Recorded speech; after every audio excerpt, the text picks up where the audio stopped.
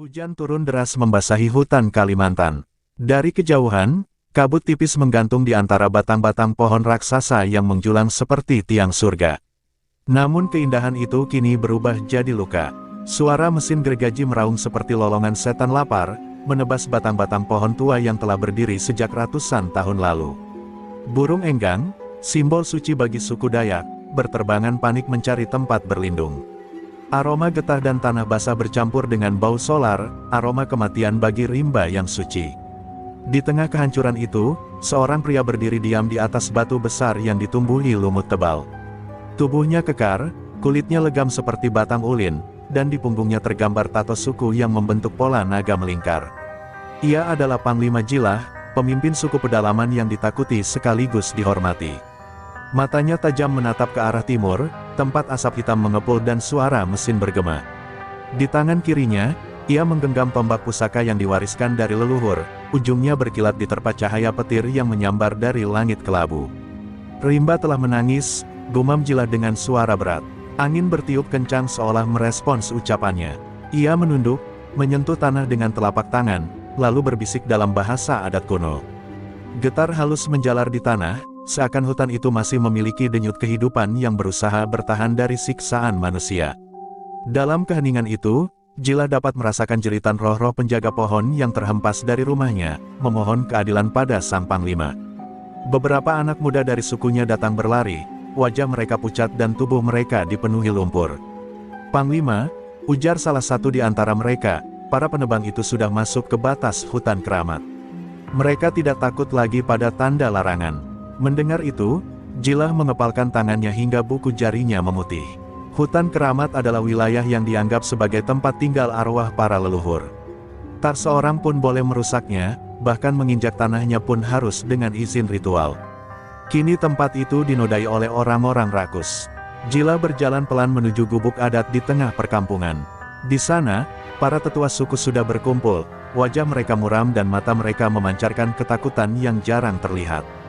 Seorang tetua perempuan menangis pelan sambil memegang seikat daun sirih. "Mereka telah menebang pohon ulin yang ditanam oleh nenek moyang kita, Panglima. Hutan sudah tak suci lagi." Suara itu membuat dada Jilah bergetar hebat. Ia menatap api unggun di tengah gubuk, melihat pantulan wajahnya sendiri di antara nyala merahnya, seorang penjaga yang hampir kehilangan tanah airnya. Malam itu, Jilah tidak tidur. Ia duduk di depan rumahnya, memandang langit yang diselimuti mendung pekat. Setiap petir yang menyambar membuat wajahnya semakin keras, semakin penuh tekad. Ia tahu, jika ia diam, maka esok hutan akan menjadi padang tandus dan sukunya akan lenyap seperti debu yang dihempas angin. Di dalam dirinya, darah para panglima leluhur bergejolak, membisikkan satu kata yang menuntut tindakan, lawan. Ketika dini hari tiba, Jilah berdiri dan mengambil tombaknya. Ia melangkah ke dalam hutan dengan langkah mantap, menyusuri jalan setapak yang hanya diketahui oleh orang-orang sukunya. Setiap langkahnya disertai nyanyian burung malam dan gemerisik daun yang terdengar seperti doa. Ia berhenti di depan sebatang pohon besar yang masih tegak di antara yang lain.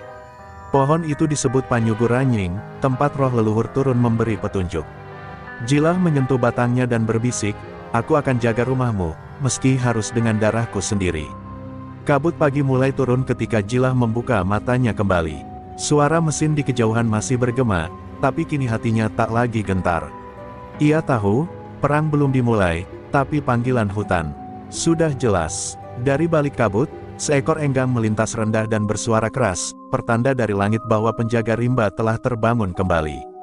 Dan sejak saat itu, nama Panglima Jilah akan menjadi bayangan hitam yang menunggu di dalam kabut, siap menuntut balas atas setiap luka yang ditorehkan manusia pada tanah leluhurni. Pagi itu, embun masih menempel di dedaunan ketika Panglima Jilah kembali ke perkampungan. Suara kokok ayam hutan terdengar samar dari kejauhan, namun ketenangan itu tak mampu menenangkan hatinya. Dari kejauhan, di ufuk timur, terlihat asap tebal menjulang tinggi menembus langit.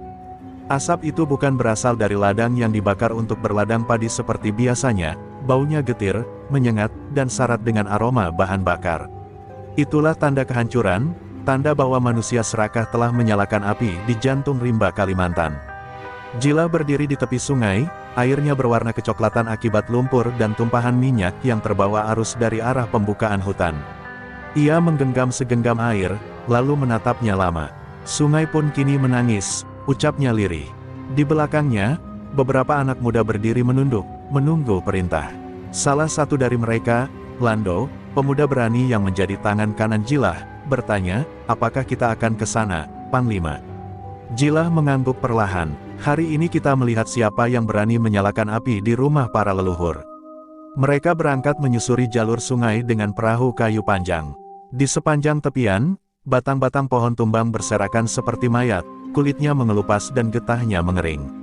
Suara gergaji bergaung dari kejauhan, disertai tawa kasar para penebang. Ketika mereka tiba di tepian tanah lapang, Jilah melihat sesuatu yang membuat darahnya mendidih. Pohon ulin raksasa, pohon suci yang hanya boleh disentuh pada upacara adat besar, telah tumbang. Di batangnya masih menetes getah merah seperti darah.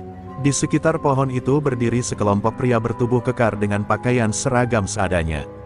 Di dada mereka tertera logo perusahaan besar, PT Mahendra Logging.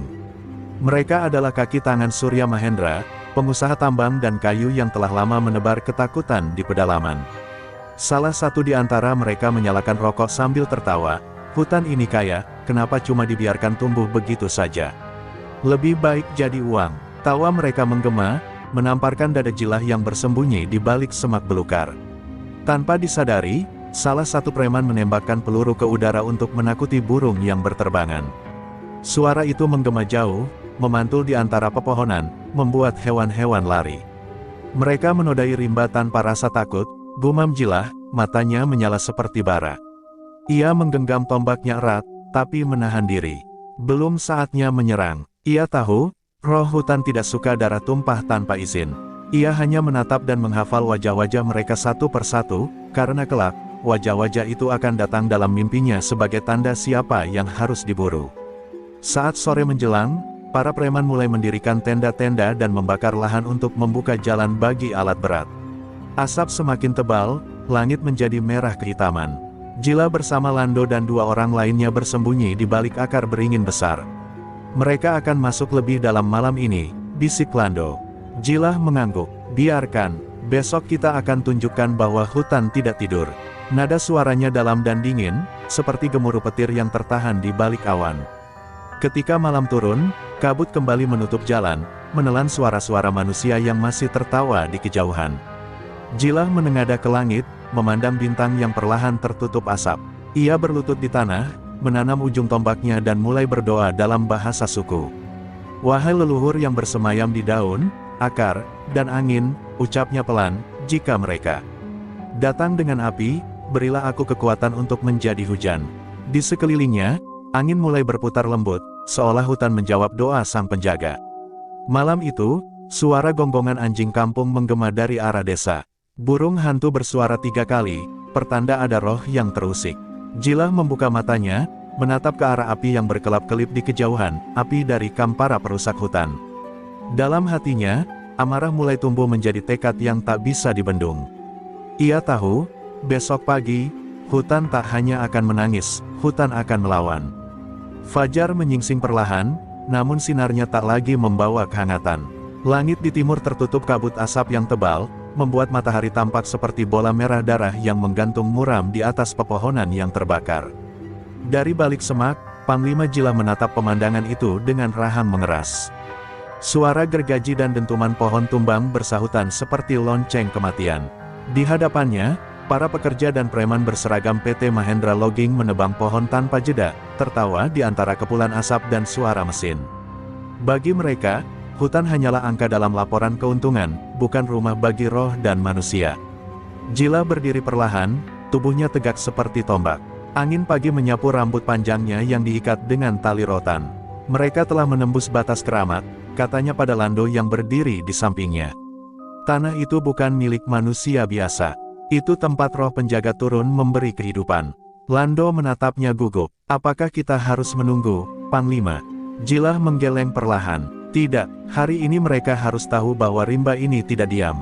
Nada suaranya tenang, tapi di balik ketenangan itu mengalir amarah setua hutan itu sendiri.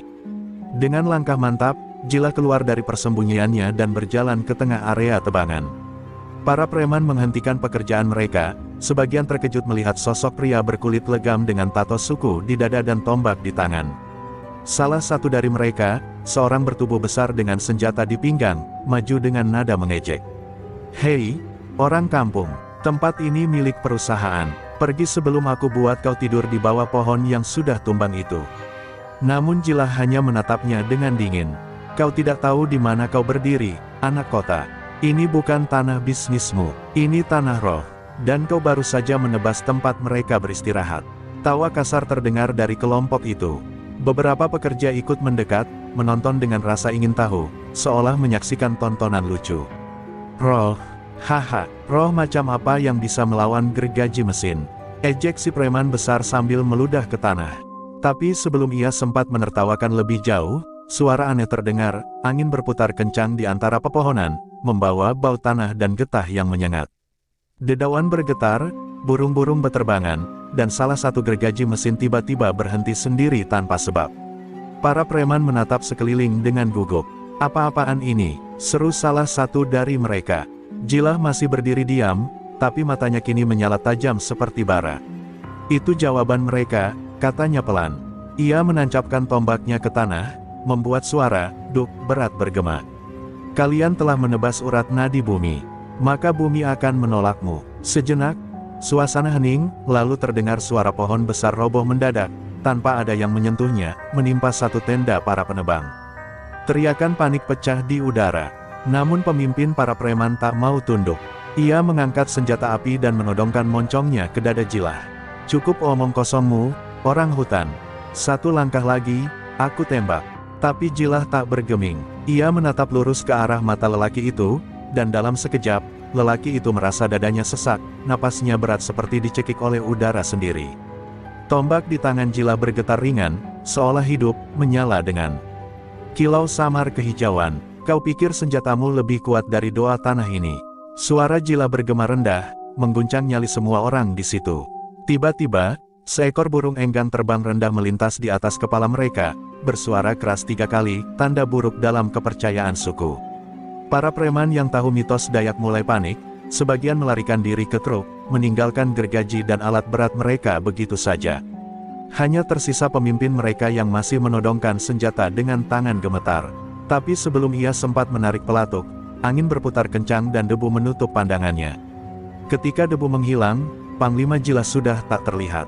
Yang tersisa hanyalah tombaknya yang menancap di tanah, bergetar halus, dan meneteskan darah merah kehitaman dari ujungnya. Di kejauhan, suara tawa kecil terdengar samar di antara desir angin, bukan tawa manusia, melainkan gema roh yang bangkit dari hutan. Hari itu, para penebas pohon pulang dengan wajah pucat dan tubuh gemetar, membawa cerita aneh tentang orang hutan bertato, yang membuat mereka ketakutan setengah mati. Namun bagi Panglima Jilah, itu baru awal. Karena di hatinya, perang sudah dimulai, perang antara darah manusia dan roh leluhur yang tak akan pernah bisa hidup berdampingan di tanah yang sama. Malam itu, langit Kalimantan muram. Petir menyambar tanpa henti, seolah langit sendiri marah melihat luka di bawahnya. Di tengah hutan yang gelap, Panglima Jilah duduk bersila di depan batu tumbuh, batu besar berlumut yang dianggap sebagai gerbang dunia roh. Api kecil dari obor rotan menari-nari di wajahnya yang keras dan penuh luka. Suara serangga malam menghilang, digantikan oleh bisikan lembut angin yang terasa seperti suara arwah. Di sekitar batu itu, Jilah menabur beras kuning dan menyiram tuak adat, ritual untuk memanggil roh leluhur. Ia tahu malam ini bukan malam biasa, malam ini adalah waktu untuk meminta izin, bukan hanya untuk melawan manusia, tapi juga menuntut keadilan atas nama bumi. Jilah menundukkan kepala, kedua tangannya terkatup di dada. "Wahai roh leluhur, penjaga rimba, dengarlah," bisiknya pelan tapi tegas. "Tanah ini telah dinodai oleh tangan-tangan serakah. Pohon suci tumbang, sungai kita beracun, dan anak-anakmu menangis karena lapar. Aku mohon petunjuk, apakah darah harus dibalas dengan darah?" Hening sejenak menyelimuti tempat itu, hanya bunyi hujan yang mulai turun perlahan di antara dedaunan.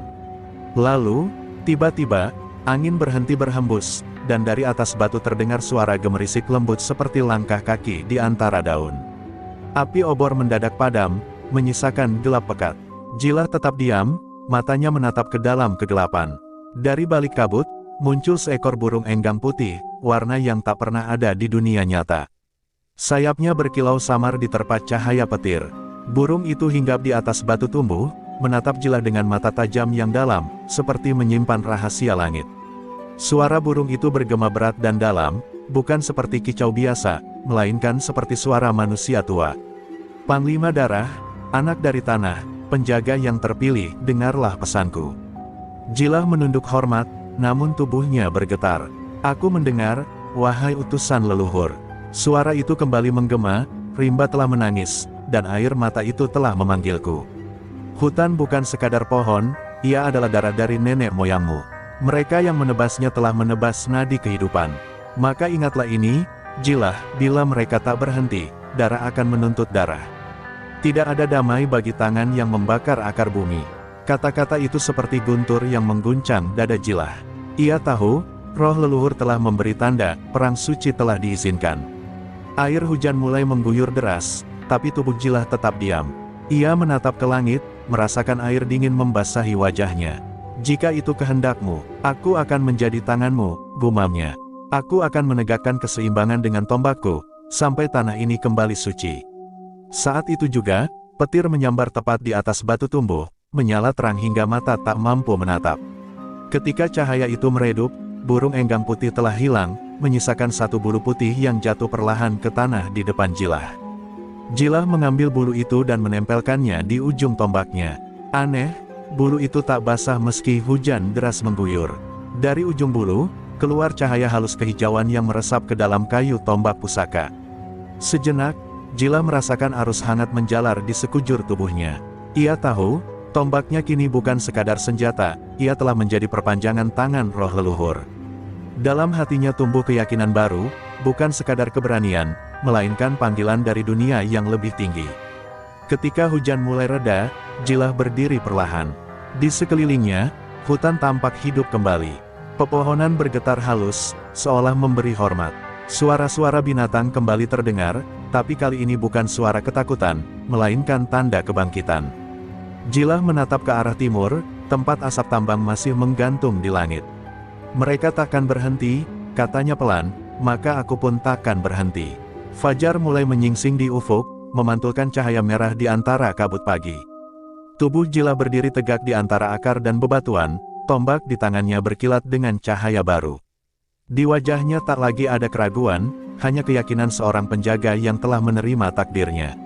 Sejak malam itu, Panglima Jilah bukan lagi hanya pemimpin manusia, tapi utusan roh hutan, yang bersumpah akan menuntut darah setiap tangan yang menodai tanah leluhurnya. Dan dari balik pepohonan, terdengar gaung lembut yang seakan datang dari langit, rimba telah memilih panglimanya. Sejak malam pertemuannya dengan roh leluhur di batu tumbuh, Panglima Jilah tidak lagi sama. Dalam tidurnya, ia mendengar bisikan yang datang dari akar pohon, dari aliran sungai, dari desir angin yang melewati pucuk rimba. Semua berbisik hal yang sama, bangkitlah, penjaga. Hutan telah memberimu kekuatan. Tubuh Jilah kini terasa berbeda, lebih kuat, lebih peka, seolah setiap daun dan ranting di sekitarnya menjadi bagian dari dirinya. Ketika ia berjalan, hewan-hewan berhenti sejenak, dan angin selalu mengiringinya. Ia bukan hanya manusia lagi, melainkan titisan semangat hutan itu sendiri. Namun kabar buruk datang dari Lando dan para pengintai suku. Para preman yang selamat dari pertemuan di hutan keramat kini kembali dengan jumlah lebih besar, membawa senjata api, truk, dan alat berat. Mereka membangun kamp di pinggir sungai besar, bahkan mulai menggali tanah yang dianggap suci oleh suku Dayak, tempat roh nenek moyang dikuburkan bersama senjata perang kuno. Jilah menatap langit muram di atas kampungnya. Mereka tidak berhenti, katanya perlahan, berarti waktunya bicara dengan bahasa yang mereka mengerti. Sore itu, Jilah memanggil seluruh warga sukunya ke lapangan tengah. Asap dupa membumbung tinggi, dan gong besar dipukul 3 kali sebagai tanda pertemuan perang. Para lelaki datang membawa tombak, sumpit, dan parang pusaka. Perempuan menyiapkan ramuan racun yang terbuat dari getah pohon ipoh. Di antara mereka, anak-anak muda memandang Panglima Jilah dengan campuran kagum dan takut. Lando berdiri di sampingnya, mengangkat tangan. Mereka telah mencuri tanah leluhur. Apakah kita akan diam? Teriaknya lantang. Tidak, jawab mereka serentak, suaranya menggema di antara pepohonan. Panglima Jilah berdiri di depan mereka, suaranya berat dan penuh wibawa. Kita tidak mencari perang, ujarnya pelan, tapi mereka telah membawa perang ke rumah kita. Maka malam ini, kita tak lagi berdoa agar mereka pergi, kita akan buat mereka takut menginjak tanah ini lagi. Ia menatap setiap wajah di hadapannya, satu persatu. Ingatlah, setiap tombak yang kalian angkat bukan untuk membunuh manusia, tapi untuk mengembalikan keseimbangan. Jangan biarkan kebencian menutup mata kalian, biarkan roh hutan yang menuntun. Suasana hening sejenak, lalu suara gong kembali menggema, dan semangat perang menyala di dada semua orang. Malam tiba dengan cepat, kabut tebal menyelimuti hutan seperti tirai putih. Dari kejauhan, kamp para penjara tampak terang oleh cahaya obor dan suara mesin yang tak berhenti. Di balik kegelapan, pasukan suku Dayak bersiap. Wajah mereka dicat dengan arang dan getah merah, simbol darah bumi. Jila berdiri di depan mereka, memegang tombak pusaka yang kini berkilau samar oleh cahaya hijau dari bulu enggang di ujungnya. Ia menatap ke arah api yang jauh di depan. Mereka membakar rumah kita, katanya lirih, maka malam ini, hutan akan membakar mereka. Sebelum berangkat, Jila berlutut dan menyentuh tanah. Ia berbisik, wahai tanah leluhur, bukalah jalan bagi langkah kami. Tiba-tiba, angin berhembus pelan, membuat dedaunan bergetar seolah menjawab doanya. Dari dalam kegelapan, suara burung enggang menggema 2 kali, tanda bahwa roh penjaga telah siap menemani mereka. Lando menatap Jilah dengan tatapan yakin. Kita siap, Panglima. Jilah mengangguk. Jangan takut pada kematian, karena malam ini, roh kita akan berjalan bersama angin. Lalu, seperti bayangan, mereka bergerak. Tak ada suara sepatu, tak ada gemerisik ranting. Hanya bisikan angin yang mengikuti langkah mereka menuju kamp para penebang. Di tangan Jilah, tombak pusaka bergetar pelan, seolah haus akan keadilan. Di langit, awan hitam bergulung, dan petir menyambar seolah mengiringi perjalanan mereka. Dalam diam, Jilah tahu, malam ini bukan sekadar pertempuran, tapi awal dari pembalasan suci. Ketika mereka mencapai pinggiran kamp, Jilah mengangkat tangannya memberi tanda berhenti. Dari kejauhan, suara tawa dan lagu kasar para penjara terdengar jelas. Mereka menari di sekitar api unggun, mabuk oleh arak dan keserakahan. Jilah menatap mereka satu persatu, napasnya teratur, tapi matanya berkilat seperti bara di dalam gelap. Mereka menari di atas kuburan nenek moyang kita, katanya pelan. Ia mengangkat tombaknya tinggi, lalu berbisik, rimba, saatnya bangkit. Dalam sekejap, angin berputar kencang, dan dari tengah kegelapan, puluhan bayangan melompat keluar bersama jeritan perang. Malam pun meledak dalam kobaran api dan teriakan, dan dari jauh, langit menyala merah seperti hati hutan yang kembali berdenyut. Malam itu, hutan Kalimantan seperti menahan napas. Kabut tebal menyelimuti pepohonan, menutup pandangan siapapun yang tak mengenal jalan rimba. Namun bagi Panglima Jilah dan pasukannya, kabut adalah sekutu. Mereka menyusup diam-diam, menyatu dengan bayangan dan aroma tanah lembab. Suara jangkrik pun seakan berhenti ketika langkah-langkah tanpa alas kaki itu menyusuri jalur menuju kamp para perusak hutan. Di langit, awan hitam bergulung, sesekali disambar petir, menerangi wajah-wajah para pejuang Dayak yang telah bersiap mempertaruhkan nyawa demi tanah leluhurnya. Dari balik semak, Jilah mengintip ke arah perkemahan musuh. Ratusan drum minyak tersusun di sisi barak, sementara alat berat berderet seperti monster tidur. Puluhan preman bersenjata api berjaga di pos masing-masing, sebagian tertidur di bawah tenda, mabuk arak dan keangkuhan. Lando mendekat dan berbisik, kita bisa membakar tempat ini, Panglima. Namun Jilah menggeleng pelan, tidak malam ini, mereka harus tahu rasa takut lebih dulu. Biarkan hutan yang menghukum mereka. Ia menatap sekeliling dan memberi isyarat dengan 2 jari, kode perang. Dalam sekejap, pasukan Dayak menyebar ke berbagai arah. Ada yang memanjat pohon untuk menyerang dari atas, ada yang menyiapkan sumpit beracun di dalam kabut, dan sebagian menunggu aba-aba dengan parang di tangan. Jilah menutup mata sejenak, mengatur napasnya, lalu menancapkan tombaknya ke tanah. Ia berbisik pelan, rimba, sekarang. Angin langsung berubah arah, meniup kabut pekat ke dalam area perkemahan. Para preman mulai batuk, sebagian terkejut karena pandangan mereka mendadak kabur. Saat itulah, suara pertama terdengar, teteteses, sebatang panah racun menembus leher salah satu penjaga. Tubuhnya jatuh tanpa suara, kekacauan pun meledak. Para preman berteriak, menyalakan senter dan senjata, tapi yang mereka lihat hanyalah kabut putih dan bayangan bergerak cepat di antara pepohonan. Satu persatu tumbang, ada yang terjerat tali rotan, ada yang tertusuk dari belakang, ada pula yang menghilang tanpa jejak. Hutan seperti hidup, ranting-ranting melilit kaki mereka, suara serigala hutan menggema dari segala arah. "Apa ini? Setan apa yang menyerang kita?" teriak salah satu preman dengan panik. Tapi jawabannya hanya datang dalam bentuk bayangan hitam yang melompat dari atas pohon dan menebasnya dengan parang besar. Di tengah kepanikan itu, Panglima Jilah berjalan tenang. Setiap langkahnya diiringi kilatan petir yang memantulkan cahaya hijau dari ujung tombaknya. Ia menatap seorang preman yang berusaha menembaknya, namun sebelum pelatuk ditekan, angin berputar kencang dan senjata itu meledak di tangan pemiliknya. "Kau pikir peluru bisa menembus doa tanah ini?" bisik Jilah dengan suara yang membuat darah siapapun membeku. Ia menancapkan tombaknya ke tanah, dan dari situ muncul suara retakan kecil, seolah bumi sendiri bergetar oleh amarah leluhur. Lando dan pasukan muda suku menyerang dari sisi barat, menebas ban alat berat dan membakar tangki bahan bakar. Api menyambar cepat, memantulkan cahaya oranye ke seluruh hutan. Dari jauh, kobaran itu terlihat seperti mata raksasa yang sedang terbuka. Preman-preman yang tersisa berlari tunggang langgang, menjerit, meninggalkan teman-temannya. Mereka bukan lagi pasukan pekerja, melainkan kawanan manusia yang dihantui rasa bersalah atas apa yang telah mereka rusak. Namun bagi Jilah, kemenangan itu bukan kebanggaan. Ketika api berkobar dan jeritan manusia menggema di langit malam, ia justru menatapnya dengan mata berat. "Inilah harga dari keserakahan," gumamnya. Di bawah hujan abu dan daun kering yang terbakar, ia menunduk memberi hormat kepada tanah. Ia tahu, perang baru saja dimulai, dan darah pertama sudah menetes di akar bumi. Saat fajar menjelang, kabut pagi menelan sisa-sisa kam yang terbakar. Tak ada suara selain desir angin dan bau anyir besi hangus. Panglima Jilah berdiri di atas batu besar, tombaknya masih berlumur darah dan arang. Lando mendekat, napasnya masih tersengal. "Kita menang malam ini, Panglima." Tapi Jilah tak menjawab, ia hanya memandang jauh ke arah timur, ke tempat suara mesin baru bergema lagi dari kejauhan.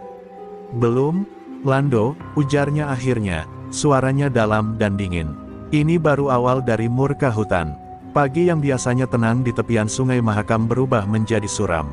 Asap hitam masih membumbung dari bekas kam yang hancur semalam. Di antara puing-puing dan tubuh para preman yang tergeletak, beberapa pekerja tambang yang selamat gemetar ketakutan. Mereka berbicara dengan suara parau tentang bayangan dari hutan, tentang suara roh yang membunuh dalam kabut. Namun semua kisah itu segera sampai ke telinga orang yang jauh lebih berbahaya, Surya Mahendra, sang pengusaha besar, pemilik perusahaan tambang yang menjadi biang dari semua kehancuran itu. Di kantornya yang megah di Samarinda, Surya menatap layar besar yang menampilkan foto-foto kehancuran itu. Rahangnya mengeras, matanya memancarkan kemarahan yang dingin. "Berani-beraninya mereka melawan," gumamnya pelan, suaranya seperti racun yang ditahan di tenggorokan. Ia menatap sekretarisnya dengan pandangan menusuk. "Kirim semua yang kita punya ke sana. Preman, satpam, bahkan pasukan bayaran. Aku ingin hutan itu bersih dari siapapun yang menentang." Tangannya mengepal, dan meja kaca di depannya retak karena pukulannya. "Kau dengar aku, Raka? Aku tak peduli berapa banyak nyawa yang melayang." Beberapa jam kemudian, deretan truk hitam memasuki jalan tanah menuju pedalaman. Di dalamnya, para pria bertubuh kekar membawa senjata otomatis dan bahan peledak. Mereka bukan lagi preman biasa, mereka adalah tentara bayaran dari luar negeri, dibayar mahal untuk menumpas apapun yang dianggap pengganggu proyek. Di salah satu truk, Raka, tangan kanan Surya, duduk sambil merokok. "Kali ini, kita akan pastikan tak ada roh, tak ada hutan, tak ada Jilah yang bisa menghentikan kita," katanya sambil tersenyum dingin. Di baliknya, langit tampak memerah, seolah tahu darah akan kembali tertumpah. Sementara itu, jauh di jantung hutan, Panglima Jilah sedang memimpin pemulihan suku. Beberapa anggota yang terluka dirawat dengan ramuan akar dan getah, sementara yang lain memperkuat benteng bambu di sekitar kampung. Jilah berdiri di bawah pohon besar yang disebut pohon leluhur, menatap ukiran wajah nenek moyang di batangnya. "Mereka tak akan berhenti," katanya lirih, "karena manusia serakah tak mengenal batas." Lando, yang berdiri di sampingnya, mengepalkan tangan. "Biarkan mereka datang, Panglima. Kami tak gentar, tapi Jilah hanya menatap langit, mendengar bisikan lembut angin yang berputar di antara daun-daun. Hati-hatilah, anak hutan, badai yang datang lebih besar dari sebelumnya. Beberapa malam kemudian, hutan kembali terguncang oleh deru mesin. Suara rantai alat berat dan dentuman dinamit menggema di udara, lebih keras dari sebelumnya. Burung-burung beterbangan panik, monyet-monyet berlari ke arah sungai. Lando datang tergesa-gesa. Panglima, mereka datang lagi, dan jumlahnya jauh lebih banyak. Mereka bahkan membawa helikopter. Jilah menatap jauh ke arah timur, ke langit yang kini berpendar oleh cahaya lampu sorot. Wajahnya tetap tenang, tapi matanya menyala seperti bara. Kalau mereka membawa besi dan api, katanya pelan, kita akan lawan dengan tanah dan roh. Di perkemahan para penjara baru, Raka memimpin pasukan dengan wajah angkuh. Mereka menebang pohon tanpa ampun, menebar bahan bakar, dan mulai menggali tanah di area suci. Besok pagi, aku ingin tempat ini jadi datar, perintah Raka. Aku ingin tak ada lagi bayangan yang bisa bersembunyi di sini. Tapi di tengah kesibukan mereka, angin malam tiba-tiba berubah arah. Dedaunan berdesir keras, dan suara gong jauh di dalam hutan bergema 1 kali, 2 kali, 3 kali. Raka menatap sekeliling, ngeri. Apa itu? Gumamnya, salah satu anak buahnya menelan ludah. Itu, suara perang, Tuan. Di tempat lain, Panglima Jilah menyiapkan diri. Ia duduk bersila di atas batu, tubuhnya diselimuti asap dupa. Tangan tuannya menggenggam kalung dari taring babi hutan, simbol kekuatan para penjaga rimba. Roh leluhur, bisiknya, jika malam ini adalah waktuku, maka biarlah darahku menjadi peringatan bagi mereka yang melupakan bumi. Dari kejauhan, gong suku dipukul kembali, dan semua prajurit Dayak bersiap di pos masing-masing. Senjata diangkat tinggi, mata mereka menyala dalam cahaya api obor. Malam yang tenang kini berubah menjadi jantung peperangan yang siap meledak kapan saja. Sementara di kejauhan, helikopter Surya Mahendra melintas rendah, menyorotkan cahaya putih menembus pepohonan. Di dalamnya, sang pengusaha tersenyum puas, mengira kemenangan sudah di tangannya. Namun dari balik kegelapan hutan, 2 mata merah menyala menatap ke atas, mata Panglima Jilah, yang kini bukan lagi sekadar manusia, melainkan amarah hutan itu sendiri. Kau pikir bisa menaklukkan bumi ini, Surya Mahendra? Bisiknya lirih, namun angin membawa suaranya jauh, sampai ke kabin helikopter. Malam ini, hutan akan menelanmu bulat-bulat. Langit malam berubah kelam, seolah turut berduka atas apa yang akan terjadi. Di atas pepohonan Kalimantan, cahaya lampu helikopter menembus kabut, menyorot dedaunan yang bergetar oleh angin perang. Suara mesin dan rantai baja menggema, bercampur dengan jeritan binatang hutan yang melarikan diri. Dari kejauhan, suara gong kembali terdengar 3 kali, tanda bahwa suku Dayak di bawah pimpinan Panglima Jilah siap menghadapi serangan besar. Di tengah kabut putih, wajah-wajah para pejuang tampak tegang namun teguh. Mereka tahu, malam ini mungkin menjadi malam terakhir mereka, tapi juga malam yang menentukan nasib hutan leluhur. Panglima Jilah berdiri di depan pasukannya, di atas batu besar yang disebut batu penjaga. Tombak pusakanya bergetar pelan, memancarkan cahaya samar kehijauan. Di sekelilingnya, api obor menari-nari, menyorot wajah keras para lelaki dan perempuan yang siap berperang. Mereka datang membawa besi dan api, ujar Jilah dengan suara berat, tapi kita memiliki tanah, akar, dan doa para leluhur. Malam ini, jangan takut pada kematian, karena hutan tak akan melupakan anak-anaknya. Suaranya membuat dada setiap orang bergetar. Beberapa wanita tua mulai melantunkan mantra perang kuno, dan dari balik kabut terdengar bisikan aneh, seolah hutan menjawab panggilan itu. Dari sisi lain, pasukan Raka maju dengan angkuh. Lampu sorot menyapu kegelapan, menerangi batang pohon yang tumbang. Bakar semuanya, teriak Raka melalui pengeras suara. Hancurkan tempat persembunyian mereka. Granat dilontarkan, ledakan mengguncang tanah. Burung-burung beterbangan panik, dan tanah mulai bergetar. Tapi ketika pasukan itu melangkah lebih dalam, tiba-tiba kabut menjadi semakin pekat, menelan cahaya lampu mereka satu persatu. Suara gong kembali menggema, kali ini lebih keras, disusul dengan teriakan perang, arau. Dari balik semak, pasukan Dayak melompat keluar seperti bayangan, parang terhunus, sumpit beracun melesat, dan tombak melayang cepat menembus kegelapan. Pertempuran pun pecah, suara tembakan bersahutan dengan jeritan dan denting logam. Beberapa pasukan bayaran roboh, tertusuk tombak dari arah tak terlihat. Pohon-pohon seolah hidup, rantingnya menjerat kaki. Akar mencuat dari tanah, menggulung siapapun yang mencoba berlari. Raka menembak membabi buta, tapi setiap kali pelurunya meleset, kabut menelan suaranya. "Mana mereka? Kenapa tak kelihatan?" teriaknya putus asa. Namun tiba-tiba dari belakang, Panglima Jilah muncul, wajahnya dilumuri abu dan darah, matanya bersinar hijau di tengah gelap. "Karena kau berdiri di tubuh yang hidup," katanya dingin. Dan hutan tidak butuh izin untuk membalas. Dengan gerakan cepat, Jilah menebas senjata di tangan Raka, membuat pria itu tersungkur. Raka berusaha meraih pistol cadangan, tapi tombak Jilah menancap di tanah tepat di samping wajahnya. "Katakan pada tuanmu," ujar Jilah pelan namun tajam, "tak ada tambang yang bisa menggali lebih dalam dari kutukan tanah ini." Ia menarik tombaknya dan berbalik, meninggalkan Raka yang bergetar ketakutan. Namun sebelum ia sempat pergi jauh, suara helikopter menggema dari atas.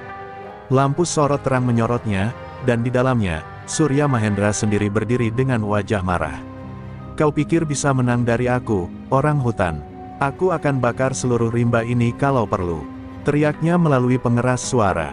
Jilah menatap ke atas, matanya menyalakan api kehancuran. Ia mengangkat tombak pusakanya tinggi ke langit, lalu menancapkannya ke tanah dengan kekuatan penuh. Getaran hebat mengguncang bumi, dan dari bawah akar-akar besar mencuat, melilit batang pohon, lalu menjalar naik ke udara. Angin berputar semakin kencang, dan langit mendadak menyala oleh kilat hijau. Petir menyambar helikopter Surya, membuatnya oleng dan terbakar di udara. Teriakan Surya menggema ketika mesin besi itu jatuh menghantam tanah, disambut oleh kobaran api yang memakan seluruh alat berat di sekitarnya. Namun kemenangan itu dibayar mahal. Banyak pejuang suku yang gugur malam itu, tubuh mereka terbujur di antara akar dan daun yang terbakar. Lando datang dengan wajah penuh abu, lututnya bergetar melihat reruntuhan di sekitarnya. "Kita menang, Panglima," katanya lirih. Tapi Jilah hanya memandang ke arah kobaran api. "Tidak, Lando," jawabnya pelan, "malam ini hutan menangis." Ia berlutut, menunduk di tanah yang hangus, mencium bau getah dan darah yang bercampur menjadi satu. Inilah harga dari menjaga ibu bumi. Fajar menyingsing perlahan, kabut mulai menipis, memperlihatkan pemandangan mengerikan, ratusan tubuh manusia dan besi yang meleleh, hutan yang setengah terbakar namun masih hidup.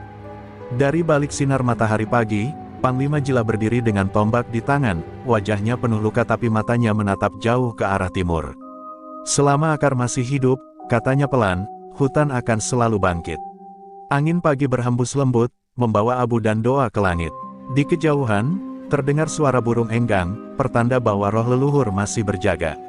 Dan di dalam keheningan itu, Panglima Jilah tahu, perjuangan untuk menjaga bumi belum berakhir, hanya baru dimulai. Pagi itu, langit Kalimantan diselimuti warna abu-abu pucat. Kabut tipis masih menggantung di antara pepohonan yang hangus, menyelimuti sisa-sisa pertempuran besar semalam. Bau tanah basah bercampur dengan aroma arang dan darah memenuhi udara, menyesakkan dada siapapun yang masih hidup. Di tengah puing-puing itu, Panglima Jilah berdiri diam, tombak pusakanya tertancap di tanah yang retak. Di sekelilingnya, para pejuang suku Dayak yang selamat duduk bersimpuh, menangisi saudara-saudara mereka yang gugur. Tak ada yang bersuara, hanya suara angin lembut yang berhembus, membawa abu kemenangan yang pahit. Lando berjalan pelan menghampiri sang Panglima, wajahnya dipenuhi jelaga dan luka. "Hutan kita, sebagian besar musnah, Panglima," katanya dengan suara parau. "Tapi kami berhasil menyelamatkan beberapa anak dan perempuan. Mereka sekarang di lembah utara." Jilah mengangguk perlahan, matanya kosong menatap pepohonan yang kini hanya tinggal arang hitam. "Mereka membakar sebagian tubuh ibu bumi," ujarnya lirih, "tapi jiwa hutan tak bisa mati. Ia hanya tertidur, menunggu waktu untuk bangkit lagi." Dari reruntuhan logam yang terbakar, beberapa prajurit menemukan jasad para tentara bayaran. Tapi di antara mereka, tubuh Surya Mahendra tidak ditemukan. Hanya serpihan logam dan bekas api besar. Lando menatap Panglima Jilah dengan ragu. Apakah mungkin, dia masih hidup? Jilah menatap ke arah timur, di mana asap tipis masih mengepul dari kejauhan. "Orang seperti dia tak mudah mati," katanya datar. "Keserakahan kadang lebih kuat dari kematian." Dan di dalam hatinya, Jilah tahu, ini belum selesai. Beberapa hari kemudian, hujan deras turun membasahi tanah yang terbakar. Sungai meluap, membawa arang dan darah ke arah hilir. Namun bagi suku Dayak, hujan itu adalah air suci, tanda bahwa alam masih memberi mereka ampunan. Di bawah guyuran hujan, Jilah memimpin ritual penghormatan bagi para arwah yang gugur. Gong dipukul 7 kali, dan setiap nama yang disebut disambut dengan jeritan tangis serta doa. Roh leluhur, seru Jilah dengan lantang, terimalah mereka di pelukan bumi, dan berikan kekuatan bagi yang tersisa untuk menjaga hutan ini. Di malam yang sama, ketika api ritual mulai padam, Jilah duduk sendirian di depan batu penjaga. Cahaya bulan menerangi wajahnya yang penuh luka. Dalam diam, ia mendengar bisikan halus datang dari tanah. "Anakku, ini baru permulaan. Musuhmu bukan hanya manusia, tapi keserakahan yang telah berakar dalam darah mereka. Jika kau ingin melindungi hutan, kau harus menjadi bagian dari jiwanya." Jilah membuka matanya perlahan, dan pada saat itu, tanah di bawahnya bergetar lembut. Suara angin berubah menjadi nyanyian purba, dan seberkas cahaya hijau muncul dari tombaknya. Cahaya itu membungkus tubuh Jilah. Luka-lukanya menutup, dan dari kulitnya muncul guratan aneh menyerupai akar pohon yang menyala samar. Ia bisa merasakan detak bumi di dalam dadanya, detak yang sama dengan denyut jantungnya. Ketika ia berdiri, suaranya seperti bergema di seluruh penjuru hutan. "Mulai malam ini," katanya perlahan, "aku bukan lagi hanya Panglima Jilah. Aku adalah suara rimba, penjaga terakhir yang tak akan pernah padam." Kilatan petir di langit menyambar, seolah langit sendiri menyetujui sumpahnya. Lando, yang diam-diam menyaksikan dari jauh, terperangah. Ia melihat tubuh Jilah dikelilingi sinar hijau yang menari, dan setiap kali cahaya itu menyentuh tanah, tunas-tunas baru tumbuh dari abu hitam. "Dewa, Panglima telah menjadi bagian dari hutan," bisiknya dengan kagum dan takut bercampur jadi satu. Pohon-pohon yang sebelumnya mati perlahan menumbuhkan daun, burung-burung kembali bernyanyi, dan udara terasa segar kembali. Tapi di balik semua keajaiban itu, Jilah menatap jauh ke timur dengan tatapan gelap. "Hutan akan sembuh," katanya pelan, "namun manusia akan datang lagi dengan wajah baru." Dan benar saja, di kejauhan, di sebuah kota besar di tepi sungai, seorang pria berbalut perban menatap layar berita yang menayangkan reruntuhan proyeknya. Separuh wajahnya hangus, tapi matanya masih menyala dengan dendam yang membara. Surya Mahendra tersenyum miring. "Kau pikir ini sudah berakhir, Jilah?" gumamnya pelan. "Kau baru saja membangunkan amarah yang lebih besar." Di belakangnya, para investor asing menunggu, siap mendanai ekspansi baru. Perang antara manusia dan hutan belum selesai, dan di kedua sisi, api dendam kini telah berkobar. Hujan deras mengguyur kota Samarinda tanpa henti malam itu. Di sebuah gedung tinggi berlapis kaca hitam, cahaya lampu berpendar dingin. Di dalamnya, Surya Mahendra duduk di kursi roda, wajahnya separuh hangus, satu matanya tertutup perban. Namun api kebencian dalam dirinya masih menyala lebih kuat dari sebelumnya. Di hadapannya, layar besar menampilkan peta tambang baru, jalur alat berat, dan proyek jalan yang akan menembus jantung hutan Kalimantan. "Kau pikir aku kalah, Jilah?" Suaranya parau namun tajam. "Kau hanya menunda yang tak terelakkan. Dunia butuh besi, batu bara, dan minyak. Dan aku akan memberinya, meski harus membakar seluruh rimba untuk itu." Seorang pria asing berjas abu-abu berdiri di dekatnya, Mer. Collins, investor dari luar negeri. Ia tersenyum licik. "Tuan Surya, dengan teknologi pengeboran baru ini, hutan tak lagi jadi masalah. Kami akan keringkan rawa, potong bukit, dan lenyapkan akar hingga ke dasar." Surya menatapnya dengan dingin, lalu tertawa pelan. "Ya, kita tak lagi melawan manusia, Collins. Kita melawan roh. Dan untuk melawan roh, kita butuh kekuatan yang bukan dari dunia ini." Ia menekan sebuah tombol di mejanya, dan layar berganti menampilkan gambar sisa-sisa artefak dari reruntuhan hutan, tombak patah, batu bertulis kuno, dan potret samar sosok Panglima Jilah. Beberapa ilmuwan bayaran Surya meneliti benda-benda itu. Salah satu dari mereka menjelaskan, energi dari logam tombak ini aneh. Seolah mengandung radiasi alami yang tak dikenal. Jika bisa direplikasi, kita mungkin bisa menciptakan senjata yang menyamai kekuatan mistik itu sendiri.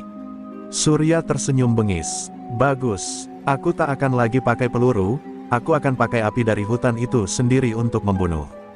Penjaganya, ia menggenggam tongkat logam di tangannya, lalu menatap jendela besar di depan, melihat kilat menyambar langit. "Aku akan jadi dewa bagi dunia besi," bisiknya. Sementara itu, jauh di jantung Kalimantan, Panglima Jila berdiri di tepi sungai yang kini mulai jernih kembali. Di sekelilingnya, pepohonan muda tumbuh dari abu, burung-burung kembali berkicau. Namun hatinya tidak tenang, ia bisa merasakan sesuatu, getaran asing yang datang dari jauh, bukan dari bumi, melainkan dari logam. Rimba mulai berbisik aneh, "Lando," katanya serius. Tanah seolah ketakutan, Lando menatapnya bingung. "Ketakutan? Pada apa, Panglima?" Jila menatap ke arah utara, matanya berkilat kehijauan. Pada manusia yang kini mencoba menjadi Tuhan. Malam itu, Jila melakukan meditasi di bawah pohon leluhur. Ia menutup mata, menyatu dengan napas bumi. Dalam kegelapan batinnya, ia melihat penglihatan mengerikan, menara baja yang menjulang menembus awan, sungai yang mengering menjadi lumpur hitam, dan manusia-manusia memakai topeng besi menebas pohon dengan mesin raksasa. Di puncak menara itu, berdiri sosok Surya Mahendra dengan tubuh setengah manusia setengah logam, memegang tombak dari cahaya. "Kau tidak bisa menghentikanku," suara itu menggema dalam pikirannya. "Bahkan bumi pun akan tunduk pada besi." Jila terbangun, napasnya berat, keringat dingin membasahi tubuhnya. "Panglima, apa yang kau lihat?" tanya Lando khawatir. Jila menatapnya dengan sorot mata penuh duka. "Aku melihat masa depan, Lando, masa depan yang hutan pun tak sanggup menumbuhkan harapan di dalamnya." Ia berdiri perlahan, mengambil tombak pusaka yang kini tampak retak di ujungnya. Surya Mahendra belum mati, dan ia akan kembali dengan kekuatan yang bukan dari manusia. Lando terdiam, ngeri. "Lalu apa yang akan kita lakukan, Panglima?" Jila menatap langit yang berawan gelap, lalu menjawab lirih, "Kita harus bersiap. Perang berikutnya bukan lagi antara manusia dan hutan, tapi antara jiwa dan besi." Di kota, Surya Mahendra menatap cermin besar di ruang pribadinya. Refleksinya kini bukan lagi manusia seutuhnya. Di bawah kulitnya yang hangus, logam mekanik berdenyut perlahan. Ia tersenyum tipis, menatap dirinya dengan bangga. "Panglima Jila mungkin penjaga hutan," katanya pelan. "Tapi aku akan jadi penjaga masa depan." Saat ia menatap ke arah jendela, hujan berhenti, dan di kejauhan, seberkas cahaya merah menembus langit, menandakan dimulainya era baru, era besi melawan akar, manusia melawan bumi, keserakahan melawan keabadian. Dan jauh di pedalaman, Panglima Jila menatap api unggun yang berkeredap. Suaranya pelan namun dalam, seolah berbicara bukan kepada manusia, melainkan kepada bumi itu sendiri. "Jika mereka datang dengan besi," katanya lirih, "maka aku akan menantang mereka dengan jiwa bumi." Hutan belum menyerah. Lalu angin berhembus, membawa suara lirih dari pepohonan, "Bangkitlah, penjaga rimba." Bayangan besi telah bergerak, angin malam menelusup di antara pepohonan rimba Kalimantan, membawa aroma logam dan bahan bakar yang tak biasa. Dari kejauhan, suara gemuruh berat terdengar seperti petir yang tak kunjung berhenti. Tanah bergetar, burung-burung beterbangan, monyet-monyet menjerit dari pucuk pohon. Panglima Jila berdiri di atas tebing batu, menatap jauh ke arah utara, tempat di mana langit malam memantulkan cahaya merah menyala. "Mereka datang," ucapnya lirih. Di balik sorot matanya, ada amarah dan kesedihan yang bersatu dalam satu bara, dendam atas hutan yang kini kembali diancam. Di lembah bawah, pasukan Surya Mahendra bergerak seperti kawanan semut logam. Puluhan truk baja melaju, membawa buldoser, derek, dan senjata otomatis. Di tengah-tengah mereka, berdiri raksasa logam beroda rantai, mesin pengebor yang diberi nama Buraga, setinggi 4 lantai, yang mampu melumat batu dan tanah seperti kertas. Dari dalam kabin kendali, Surya Mahendra memandang melalui layar digital, tubuhnya kini menyatu dengan kabel dan logam, separuh manusia, separuh mesin. "Hutan ini tak lagi milik leluhur," katanya dingin. "Ini tanah masa depan." Namun bagi Jila, masa depan bukan sekadar kemajuan, itu adalah kehancuran jika tanpa jiwa bumi.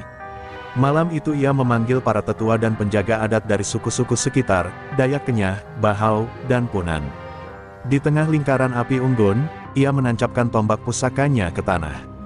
"Besok," katanya dengan suara berat, "besi akan berhadapan dengan darah.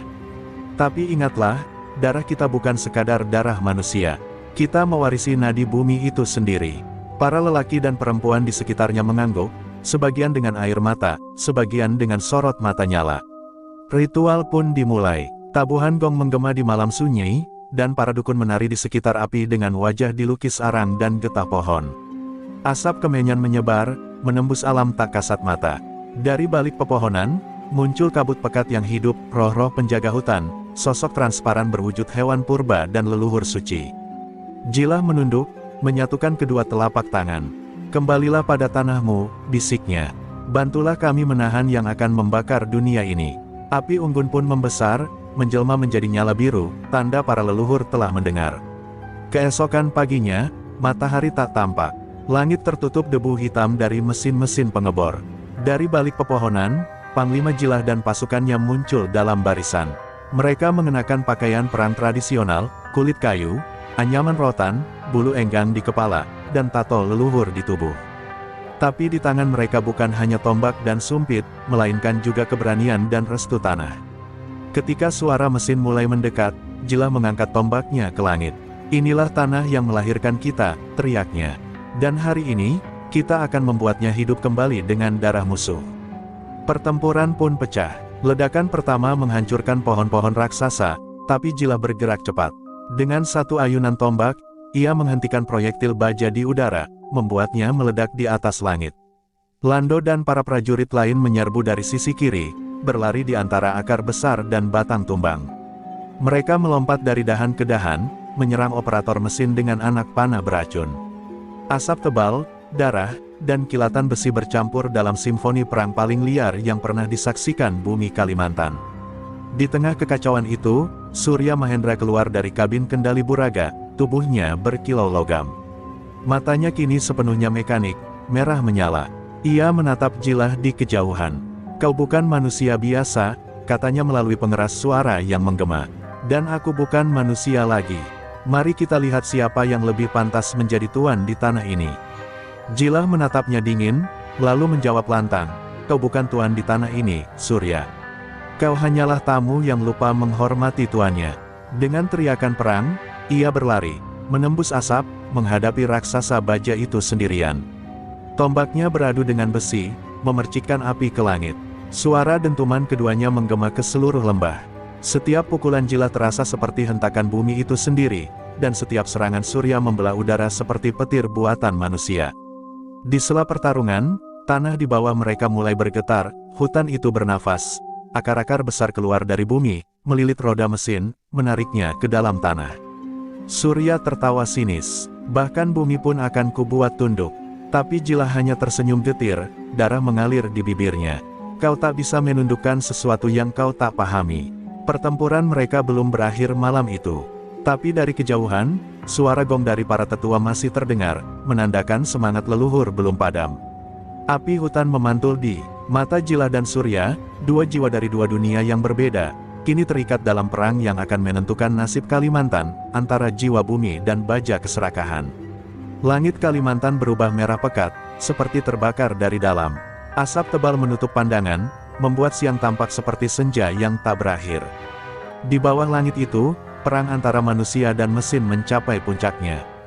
Tubuh-tubuh prajurit Dayak bergelimpangan di tanah berlumpur, di antara sisa pohon yang tumbang dan logam mesin yang meleleh.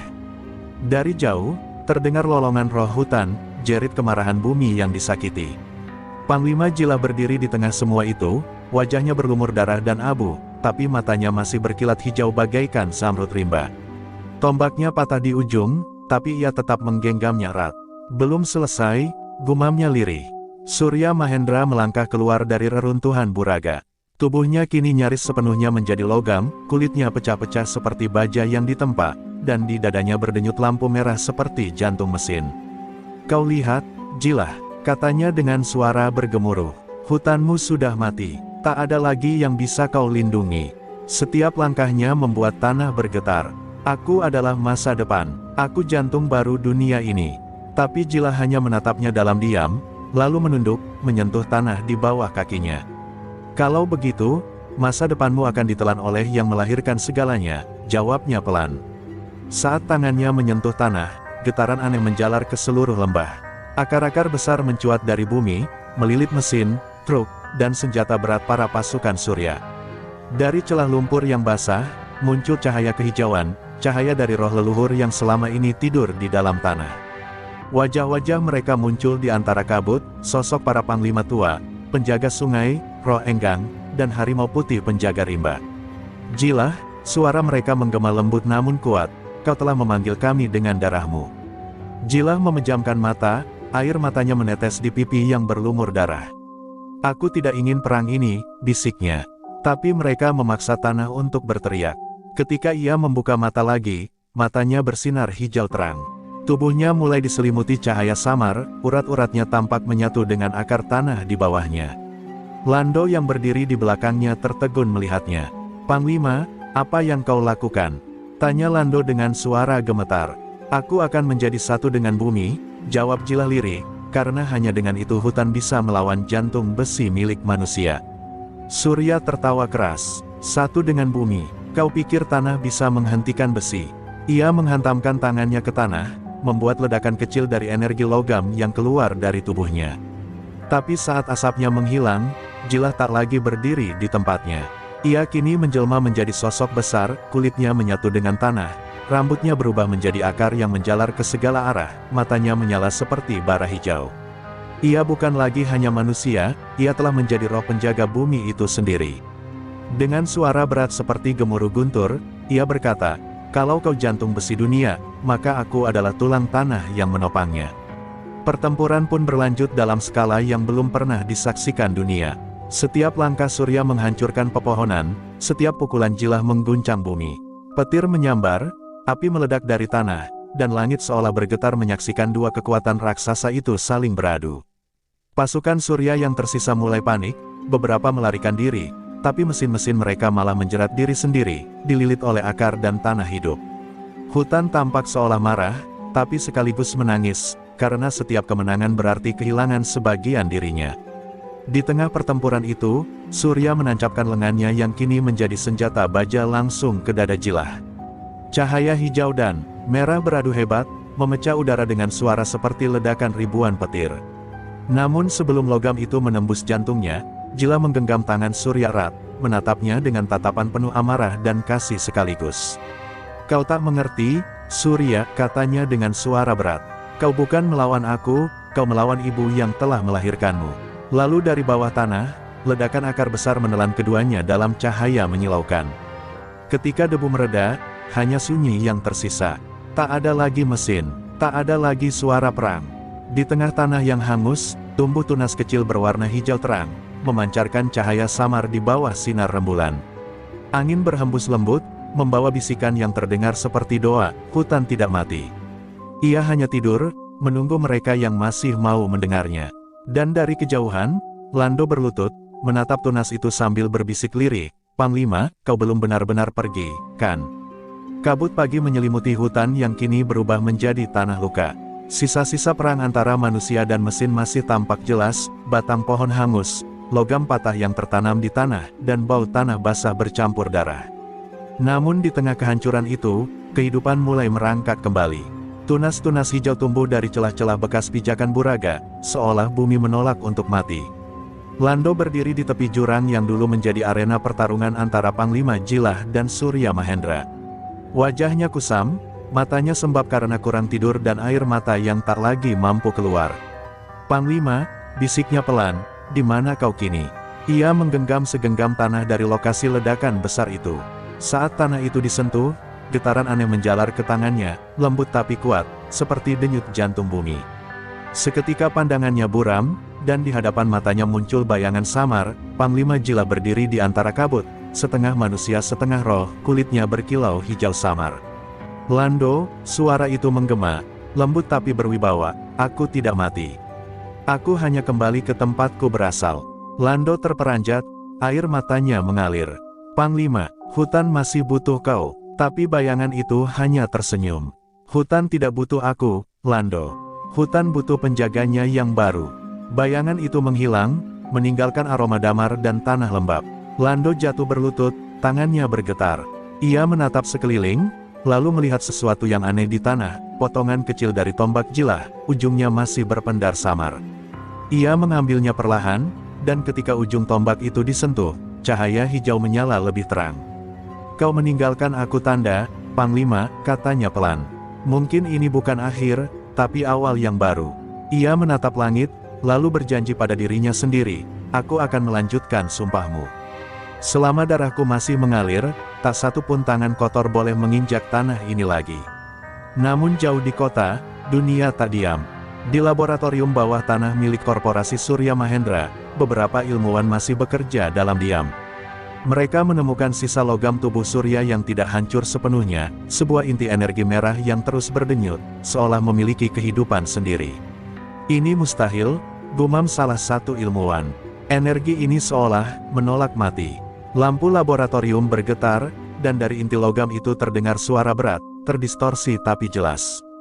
Kalian pikir aku bisa dihentikan oleh tanah? Suara itu berdesis. Bumi hanya menelan dagingku, tapi jantungku tetap berdetak. Lando tidak tahu bahaya itu masih ada. Ia kini kembali ke perkampungan, membawa kabar kemenangan dan kehilangan. Para tetua menyambutnya dengan upacara duka, membakar dupa dan memanjatkan doa untuk arwah Panglima Jilah. Tapi saat upacara berlangsung, tiba-tiba angin berhenti bertiup, dan nyala api dupa membentuk pusaran kecil yang menari di udara. Seorang dukun perempuan tua menatapnya dengan cemas. Roh belum tenang, katanya lirih. Ada sesuatu yang tertinggal di antara dunia manusia dan dunia roh. Lando menatapnya dengan tatapan tegas. Maksudmu, Panglima masih di sana? Bukan hanya dia, jawab sang dukun, suaranya bergetar. Bayangan dari logam itu juga belum lenyap. Mereka terikat dalam satu takdir, jiwa bumi dan jantung besi. Selama salah satunya hidup, yang lain tidak akan bisa pergi. Suasana menjadi sunyi. Hanya suara hutan yang berbisik lirih, seperti menegaskan ucapan itu. Lando mengepalkan tangan, matanya berkilat. Kalau begitu, aku akan mencari keduanya. Aku akan pastikan Panglima benar-benar bebas, dan Surya Mahendra benar-benar musnah. Malam itu, Lando duduk di tepi sungai yang memantulkan cahaya bulan. Ia menatap tombak patah itu di tangannya, lalu menutup matanya, mencoba memanggil roh Jilah sekali lagi. Dalam keheningan, ia mendengar bisikan lembut di telinganya, suara yang amat dikenalnya. Jangan takut, Lando. Jalanmu berat, tapi akar bumi akan menuntunmu. Saat ia membuka mata, air sungai beriak lembut, membentuk pola seperti simbol kuno suku mereka. Ia tahu itu bukan kebetulan, itu panggilan. Panggilan untuk melanjutkan perjuangan, bukan dengan kekuatan perang, tapi dengan kebijaksanaan roh. Namun di sisi lain dunia, di laboratorium yang sama, lampu-lampu padam satu persatu. Dari kegelapan, cahaya merah menyala. Suara besi bergesekan dengan lantai. Dan dari balik kabut pendingin, sosok setengah manusia, setengah logam berdiri kembali, lebih besar, lebih kuat, dan lebih dingin dari sebelumnya. Panglima Jilah, suara itu bergema pelan namun penuh dendam, kau pikir bumi bisa menahanku? Kali ini, aku akan bakar surga sekalipun, bila itu yang harus kulakukan untuk menghancurkanmu. Petir menyambar langit malam Kalimantan, menerangi siluet hutan yang kini separuh terbakar, separuh tumbuh kembali. Di bawah tanah laboratorium tua peninggalan Surya Mahendra, terdengar bunyi mesin berdengung berat, bukan lagi suara teknologi manusia biasa, melainkan sesuatu yang lebih gelap dan hidup. Di tengah ruangan itu, sosok Surya berdiri di dalam kapsul transparan, tubuhnya berkilau merah menyala, dikelilingi urat-urat logam yang berdenyut seperti nadi. Matanya terbuka perlahan, menatap langit-langit dengan sorot tajam yang memantulkan bara dendam. Aku telah mati sekali, gumamnya pelan, tapi besi tidak mengenal kematian. Dari balik kabut pendingin, muncul makhluk-makhluk baru, pasukan yang ia sebut anak jantung merah, hasil perpaduan logam dan daging manusia yang direnggut dari pekerja tambang yang hilang. Tubuh mereka berlapis baja, namun di bawah kulit metalik tampak daging yang terus berdenyut, seperti menolak takdirnya sendiri. Mereka bukan hanya mesin, kata Surya dengan suara berat. Mereka adalah saksi dari dunia yang menolak berhenti berevolusi. Ia menatap peta besar di hadapannya, menandai area terakhir yang belum ia kuasai, lembah Tumbang Datu, tempat roh Jilah terakhir kali muncul. Kali ini, aku tak hanya akan hancurkan hutan, aku akan bakar jiwanya. Sementara itu, jauh di pedalaman, Lando berjalan sendirian menembus kabut hutan. Ia membawa potongan tombak Jilah yang kini bersinar lembut, menjadi satu-satunya penerang dalam gelap. Ia tak lagi sekadar prajurit, tubuhnya kurus, matanya cekung, tapi semangat di dalam dirinya lebih menyala dari api. Ia mencari pintu akar, gerbang gaib yang dipercaya menjadi jalur antara dunia manusia dan dunia roh. Para tetua pernah berkata, hanya mereka yang bersedia menanggalkan tubuhnya yang bisa memasuki dunia arwah. Dan malam itu, Lando tahu, itulah satu-satunya cara untuk menemukan Panglima Jilah. Ketika ia tiba di lembah sunyi itu, tanah berdenyut seperti bernapas. Pohon-pohon besar berakar menjulur seperti tangan, membentuk lingkaran alami di tengah kabut. Di pusat lingkaran itu, berdiri batu megalit tua yang memancarkan cahaya hijau samar. Lando menancapkan tombak Jilah ke tanah, lalu berlutut. "Wahai roh leluhur," katanya pelan, "bimbing aku menuju Panglima, agar aku bisa mengembalikan jiwa hutan ini." Angin berhenti bertiup, cahaya hijau menyala terang, lalu menelan tubuhnya perlahan. Dunia di sekitarnya berubah menjadi bayangan dan bisikan, ia memasuki dunia roh. Di alam itu, hutan tampak seperti lautan cahaya dan kabut. Roh-roh leluhur berterbangan, sebagian menatapnya dengan kagum, sebagian dengan cemas. "Kau bukan roh," kata salah satu suara lembut. "Belum waktumu di sini." Tapi Lando menatap mereka dengan mantap. "Aku datang bukan untuk tinggal, tapi untuk menjemput Panglima kami." Dari kejauhan, ia melihat cahaya besar di antara kabut, berbentuk manusia dengan tubuh akar dan cahaya zamrud. Itulah Jilah, tertidur dalam pelukan bumi. Lando berlari, memanggil namanya dengan air mata mengalir. "Panglima, bangunlah.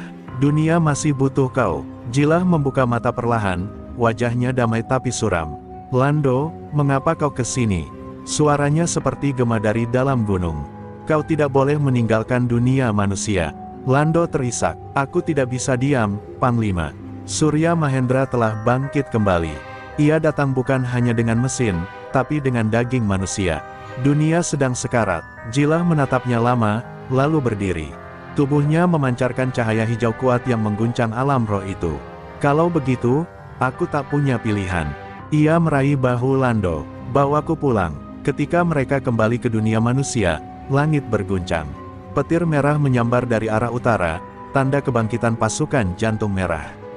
Di kejauhan, mesin-mesin logam hidup mulai merayap ke dalam hutan, membakar apa saja yang hijau. Lando terjatuh, tapi dari dalam tanah, akar-akar besar muncul, menopang tubuh Jilah yang kini kembali utuh dalam wujud manusia.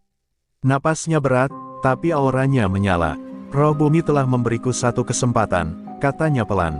"Kali ini, aku tak hanya akan melindungi hutan, aku akan bebaskan dunia dari belenggu besi." Dan di sisi lain lembah, Surya Mahendra berdiri di atas bukit logam, memandangi hutan dengan tatapan dingin. "Mari kita akhiri semua ini, Jilah," katanya sambil mengangkat tangan yang kini memancarkan cahaya merah darah. "Kau dan aku, hanya dua sisi dari ciptaan yang sama. Aku besi, kau tanah. Dan hanya satu yang akan bertahan." Di antara kilat merah dan hijau yang saling beradu di langit, dua kekuatan purba itu bersiap untuk pertempuran terakhir, antara jantung bumi dan jantung besi.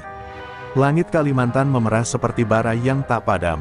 Di timur, hutan bersinar kehijauan, hidup dengan kekuatan roh dan tanah. Di barat, langit kelabu hitam, penuh asap dan api dari mesin-mesin Surya Mahendra. Dua dunia kini saling berhadapan di garis batas, dunia yang hidup dan dunia yang diciptakan oleh keserakahan. Di tengah tanah lapang yang terbuka oleh perang, Panglima Jilah berdiri di atas batu besar, tombak pusakanya yang telah disatukan kembali kini bersinar dengan dua warna, hijau roh bumi dan merah darah manusia. Di hadapannya, ribuan pasukan dari suku-suku Dayak, Punan, dan Kenya berdiri tegak, membawa semangat leluhur di dada mereka. Dari seberang, suara langkah baja terdengar menghentak bumi. Pasukan jantung merah milik Surya Mahendra muncul dari balik kabut. Tubuh mereka bersinar merah seperti bara hidup. Di depan barisan, Surya melangkah dengan tubuh yang kini tak lagi sepenuhnya manusia, wajahnya tertutup helm logam, dadanya berdenyut seperti jantung mesin, dan setiap gerakannya menghasilkan percikan listrik. Ia menatap Jilah dari kejauhan, lalu berkata dengan suara yang menggema di seluruh lembah, "Kau membawa masa lalu, Jilah. Aku membawa masa depan, dan hari ini, masa lalu akan dikubur di bawah besi." Jilah tak menjawab, ia hanya menatap langit dan berdoa lirih. "Wahai leluhurku, berikanlah aku kekuatan, bukan untuk membunuh, tapi untuk menjaga kehidupan." Ia menancapkan tombak ke tanah, dan bumi bergetar keras. Akar-akar raksasa keluar dari bawah tanah, menyalurkan cahaya hijau ke tubuh para prajuritnya. Satu persatu mata mereka bersinar, kulit mereka bercahaya, seolah roh hutan merasuki mereka. Hari ini, seru Jilah dengan suara gemuruh, kita bukan hanya manusia. Kita adalah napas bumi itu sendiri. Suara teriakan ribuan prajurit mengguncang langit, memantulkan semangat hidup yang tak bisa dibungkam oleh mesin manapun. Perang pun pecah. Ledakan pertama terdengar dari sisi barat, diikuti kilatan merah dari senjata plasma pasukan surya. Namun akar-akar hidup dan roh-roh hutan menahan serangan itu dengan tameng cahaya. Panah-panah berapi meluncur dari pepohonan, menghantam logam hidup hingga meledak. Lando memimpin barisan depan, melompat di antara batang pohon sambil menebas kabel dan mesin dengan parang leluhur. Untuk hutan, untuk Panglima, teriaknya di tengah kobaran api. Setiap langkahnya diikuti suara gong dari kejauhan, ritme suci yang menjaga semangat para pejuang tetap menyala. Surya melangkah maju, tangannya berubah menjadi meriam logam. Ia menembakkan semburan energi merah ke arah Jilah, menghancurkan pepohonan di sekitarnya. Namun Jilah menahan dengan tombaknya, menyalurkan kekuatan bumi hingga energi itu memantul ke langit. Ledakan besar terjadi, membuat udara bergetar dan tanah terbelah. Dari celah retakan itu, api bumi menyembur keluar, bukan untuk menghancurkan, tapi untuk memurnikan. Di tengah kobaran itu, dua sosok raksasa berdiri berhadapan, satu dari logam merah menyala, satu lagi dari tanah dan cahaya hijau. Dunia seolah menahan napas menunggu akhir dari segalanya. Bumi akan berlutut di bawah besi. Teriak Surya, menebas udara dengan lengan logamnya. Tidak, jawab Jilah dengan suara dalam. Besi lahir dari bumi, dan kini saatnya ia kembali ke asalnya. Dengan kekuatan terakhirnya, Jilah menusukkan tombak pusaka tepat ke dada Surya. Energi hijau dan merah bertabrakan, menimbulkan ledakan dahsyat yang mengguncang seluruh lembah. Cahaya membutakan semua makhluk yang melihatnya, dan kemudian, hanya sunyi yang tersisa. Ketika debu perlahan turun, tak ada lagi Surya Mahendra, tak ada lagi jantung merah. Yang tersisa hanya ladang hangus dengan lubang besar di tengahnya, tempat tombak Jilah menancap tegak. Dari lubang itu mengalir air jernih, menumbuhkan rumput hijau dan bunga liar dalam hitungan detik. Lando berjalan perlahan mendekat, tubuhnya penuh luka, matanya merah menahan tangis. Ia menatap tombak itu, lalu berlutut. Panglima, katanya lirih, kau menang, tapi apa kau masih di sana? Angin berhembus lembut, membawa suara samar yang hanya bisa didengar hatinya, aku tak pergi, Lando. Aku adalah hutan, selama bumi bernafas, aku tetap hidup. Di kejauhan, fajar pertama muncul setelah malam panjang yang kelam. Hutan mulai bernyanyi lagi, suara burung, gemericik air, dan desau daun yang lembut. Dunia seolah menghela napas lega. Lando berdiri, memandang ke langit dengan mata penuh harapan. Panglima Jilah telah kembali ke bumi, katanya kepada para tetua yang datang dari kejauhan. Dan kini, giliran kita menjaga warisan ini, agar darah dan baja tak pernah lagi bertemu di tanah ini. Dan di balik sinar matahari pagi, kabut membentuk bayangan samar Jilah yang tersenyum, penjaga hutan yang kini menjadi bagian abadi dari napas Kalimantan. 3 bulan telah berlalu sejak ledakan besar di lembah Tumbang Datu. Hutan Kalimantan perlahan pulih, seperti tubuh yang kembali bernapas setelah lama dicekik. Pohon-pohon muda tumbuh cepat di atas tanah yang dulu hangus, sungai-sungai kembali jernih, dan burung-burung yang sempat menghilang kini bernyanyi lagi di antara kabut pagi. Namun, bagi mereka yang menyaksikan perang itu, ketenangan ini terasa aneh, terlalu sunyi, seolah bumi masih menyimpan luka yang belum sepenuhnya sembuh. Lando, kini menjadi penjaga tertua di suku Dayak Lembayung, setiap malam duduk di tepi danau tempat tombak Jilah menancap. Ia masih mendengar bisikan samar dari dalam air. Jangan lengah, karena kerakusan tak pernah benar-benar mati. Di bawah tanah lembah yang baru, sebuah aliran energi aneh berdenyut pelan. Tak ada yang tahu bahwa sebagian kecil inti logam jantung merah milik Surya Mahendra tidak musnah. Ia tertimbun jauh di dasar bumi, namun tetap hidup, menunggu sesuatu untuk membangunkannya. Dan sesuatu itu datang dalam bentuk manusia, seorang lelaki muda bernama Raffi, cucu dari Surya sendiri. Sejak kecil ia mendengar kisah tentang kakeknya sebagai ilmuwan besar yang disalahpahami oleh dunia. Ia tumbuh dengan kebencian terhadap mereka yang ia anggap takut pada kemajuan. Di usia 20, Raffi menemukan arsip rahasia peninggalan Surya, peta, rancangan mesin, dan catatan tentang energi jantung bumi. Ia menatapnya dengan mata berkilat ambisi. Kalau kakek gagal menjadi Tuhan, katanya pada dirinya sendiri, maka aku akan melanjutkannya. Sementara itu, kehidupan di suku-suku pedalaman berubah. Setelah perang besar, banyak orang luar datang membawa janji bantuan, pembangunan, listrik, dan jalan baru menuju kota. Tapi Lando tahu, setiap kali aspal menutupi tanah, roh hutan menangis. Ia mencoba menolak tawaran itu, namun beberapa pemuda sukunya justru tergoda. Kami butuh kemajuan, Paman, kata seorang pemuda bernama Tego. Kita tak bisa selamanya hidup dari rotan dan hasil buruan. Lando menatap mereka dengan getir. Kemajuan tanpa keseimbangan adalah kutukan, katanya, karena tanah yang kau injak ini masih mengingat darah dan api. Tapi kata-katanya berlalu seperti angin di antara bisingnya alat-alat berat yang mulai masuk lagi ke lembah. Suatu malam, Lando bermimpi aneh. Ia melihat hutan berubah menjadi lautan besi, pepohonan menjerit, dan langit merah seperti luka terbuka. Di tengahnya berdiri bayangan Jilah, wajahnya penuh duka. Lando, suara itu bergema, keseimbangan mulai retak. Anak logam telah kembali, dan akar bumi mulai resah. Lando terbangun dengan keringat dingin, jantungnya berdegup keras. Ia tahu itu bukan sekadar mimpi. Ia berlari menuju danau tempat tombak Jilah berada. Tapi malam itu, air di danau itu berkilau merah samar, pertanda buruk bahwa kekuatan lama sedang bangkit kembali. Beberapa hari kemudian, kabar datang dari desa lain. Hewan-hewan di hutan timur mengamuk, sungai tiba-tiba berubah warna menjadi pekat, dan langit di atas gunung mengeluarkan cahaya aneh seperti aurora merah.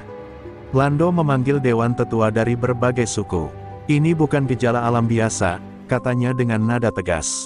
Ada sesuatu yang bangkit dari bawah tanah. Seorang dukun tua, dengan suara gemetar, membacakan mantra leluhur, lalu menatap Lando dengan mata berkaca-kaca. Kau benar, aku merasakan nafas Surya Mahendra lagi, tapi lebih dingin, lebih licik. Ia lahir kembali dalam darah keturunannya.